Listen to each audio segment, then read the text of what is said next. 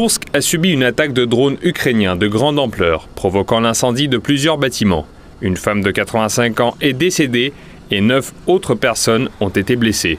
Les victimes souffrent de blessures par éclat d'obus, de traumatismes crâniens et de brûlures. Une station d'ambulance a également été touchée. 11 véhicules ont été endommagés. Le gouverneur de la région de Koursk a qualifié cette attaque de crime sans précédent en termes de brutalité. Cette nuit, les nazis ukrainiens ont commis un crime d'une cruauté sans précédent. Une attaque de drone contre Koursk. 9 personnes ont été blessées, 6 d'entre elles ont été hospitalisées.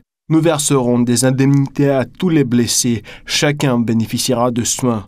Personne ne restera sans aide ou sans soins. L'ennemi agonise, mais les habitants de Koursk sont encore plus forts et encore plus unis face au danger. Selon le service de presse des autorités régionales, les drones qui ont attaqué Koursk comportaient des explosifs remplis de billes d'acier. D'après les premières estimations, l'attaque a été menée par des drones offensifs. Au total, 109 drones ukrainiens ont été abattus au-dessus de la région durant la nuit de lundi à mardi. Les habitants des bâtiments endommagés ont été évacués vers un centre d'hébergement temporaire pendant la nuit et ont reçu de la nourriture et l'assistance nécessaire. Les conséquences de la frappe la plus massive de drones ukrainiens dans la région de Koursk. Les secouristes relogent actuellement les habitants des 3 immeubles les plus endommagés. Face aux propos sur les aspirations à la paix, c'est une action cynique montrant les véritables objectifs et intentions du régime nazi de Zelensky. La porte-parole de la diplomatie russe a appelé la communauté internationale à condamner ce crime du régime de Kiev.